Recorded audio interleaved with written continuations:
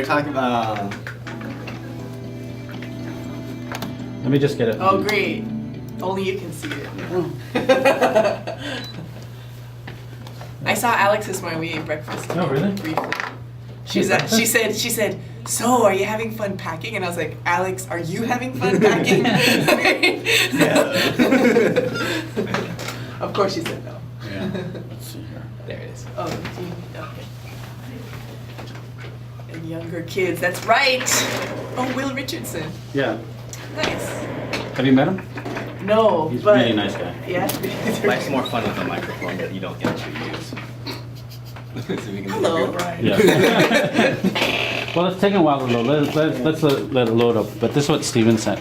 But after watching, I was like, man, Christine was right on target. Yay. No, it's.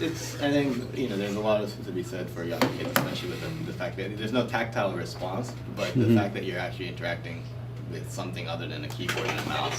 Yeah. Is a lot to say. Oh, right in the shot.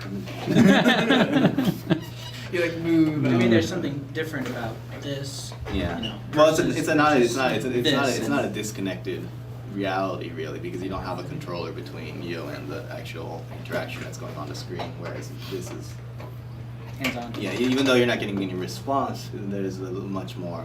It's much more hands-on in terms of the visual and the hand-eye coordination type of stuff. So someone's going to come up with a study that says iPads make hand-eye coordination better probably in like 2 years. But Yeah. Well, I'm curious about as the it young didn't help kids. me. I played Counter-Strike. It didn't Yeah. help me. But here's the interesting. I wonder the kids that grow up with the touches and the iPhones and the iPads, and they hit the grade 4 level where they're being introduced to a computer that has a mouse. If they're going to have the same frustration that actually kids have now with TV, where they can't interact with TV, because the TV is just like By that you're point, waiting for the by that content point, to. the computers are going to be touch. Yeah. I really Well, I mean, it might be, but what if the school hasn't evolved where they're saying, okay, now you're going to learn how to use a computer? Can you imagine the kids are like, What? it's like that Star Trek moment where the guy talks, hello, computer, can you?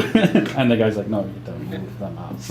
Use the keyboard. Wait. I noticed though that it's if you don't know QWERTY, Yeah. if you don't know keyboarding, then Yeah. it takes a while for kids to So do it. what they need to do is develop the keyboard that doesn't need to know QWERTY. It just No, learns your should style. It really should be A Yeah. through Z. Well, I mean, because the kids learn, you know, in order, like well, A through really, Z. what it should do is it should accommodate all our bad behaviors. So it should just type the way we want to type. So if we prefer to type this way, and it will error correct for our I misdeeds. disagree. Why do you disagree? After reading, You Are Not a Gadget. Well, I'm reading that too, so So- or like listening to it. And, it's kind of that walled garden type of idea that, there's a certain amount of, like, it's interesting, the chapter I just got to is about like, how openness is against biology, because there's a reason why there's cells. There's a reason why, because it functions better that way, and stuff like that. It's just really interesting. Because it's the first time I've seen biology applied to open source technology, and how and how why it doesn't make sense for us to try to mimic completely open culture. But I think there's elements of it back and forth. Yeah. I haven't got to that chapter, but It's really interesting. But I think if you go at okay, yeah, open source is open, but at a certain point there is biology in Yeah. there. The best software survives, not Yeah. and even the But free the stuff funny is thing not. is, like, half the good software is all proprietary, so that was interesting. Yeah, but even the Because- free stuff, it doesn't work unless you have good support behind it. Yeah, but the interesting thing was that he was pointing out was that, like, everyone is celebrating Linux, but the problem with Linux is it's nothing original. It's just the carbon copy of Unix. Right. So everyone's like, "Yay, we made something that was already made before," as opposed to "Yay, we made something." Well, they made it. They made it, but So, it is and carbon same copy, with- but yeah. the code is open to everyone to see. Oh, of course, but But you're allowing evolution to actually occur within but, code. but you're allowing evolution that's so wide that there's no specialization that the code becomes. But I think we haven't hit that tipping point where So- it's sort of that primordial.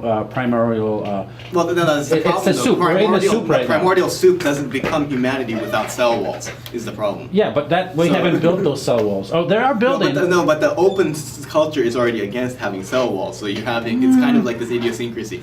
Like but there's certain extremist open people are that way though. But that is your soup. and it is fighting, and that's what's happening. Well, it'll be interesting to see what happens in the long term, but it's just an interesting point to say that like your primordial soup is not allowing for creation of because the problem is the open source. With open source and Creative Commons, the idea is that you're allowed to just punk something and then use it, whereas like attribution is there, but attribution doesn't mean actual communication between the original creator and that type of stuff. So it's just really interesting to read the kind of idea that like iPhone is good because it's proprietary. It's not because everyone can play with it. It's because there's a playground that Steve Jobs made. And then the opposite extreme is Microsoft Windows, which is absolutely crud, but you still have a walled garden with a really bad programmers and a bad vision, as opposed to a good, good totalitarian freak. Hello, everyone. This is how our topics go way off topic. How did we get into this one? Oh, jeez. But anyway, I don't know. It's interesting though because what Christine pointed out is apparently James wants to bring in iPads to show the board magic, but that's a lot of magic too. Yeah. And that magic reaches a lot more people than this magic does. Right. Well, I'm worried about bringing iPads at this late time of the year because, first of all, the software deployment it's all very experimental. Yeah. The other thing is we're adding a new technology component. At this point, when we're at the end of the year, everything ramps up and so it gets really busy. Hi, Chanel. Hi, how you going? Fine. Chanel. Hi. So what's up? Are you joining us? Am I joining you? No, I'm not. I'm joining you for a very brief moment. It looks like I've walked in at a good time. The iPad and younger kids. What's Will Richardson got to say? You want to watch it? Yeah, I'd love to watch it. I was just waiting for it to load up. Yeah. So that. And get this video. Alligator. The word comes up and hits it. And so here's an attribute of software I like. I call it digital Play-Doh. So I can just manipulate it as much as I want, and it gives me this sense of control. So what should go there? And Annie. Annie. And I'm done with that. So it's keeping up with me. Big B. Got it. Little B. All right. That's pretty cool.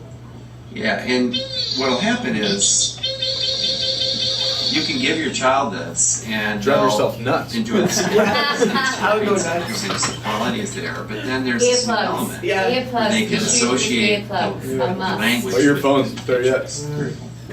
They're going to pick up words. So what's missing from the iPad? Anything? Yeah, I mean, instead of earphones with each version iPad, two then they can really come with hear. generation of the iPad, is it going to have something And no headphones. that is No going to headphones. be even of more benefit to smaller kids? When I first saw this, I'm thinking like, okay, wouldn't it be cool if there was a stylus? And you could do handwriting and all your worksheets. Like a real would be tablet. done. Exactly.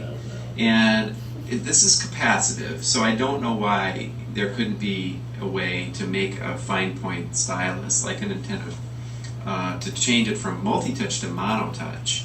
So that's one thing that I don't see Apple working on. I'm sure they're thinking about it. I saw a thing at CES that actually, it was like a brush that had the capacitive simulator, so it thought it was a finger. But I'm really interested in that. I think that, like I used to be in a band. I mean, what if you could give all these to every kid, and this is the new music stand, and the teacher wants to pass out a new song, boom, it goes out wirelessly. The potential for using this to deliver material is huge. This is going to make textbooks obsolete, obviously, but for assessment, it could be really cool. All right. Thanks a lot, Warren. Hey, anytime. Appreciate it, man. Always good talking to you. That's cool.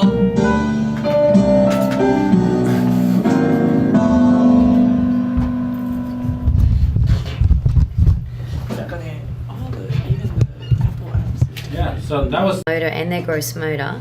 I think we'll see a lot more success in fine motor developments that will enhance riding.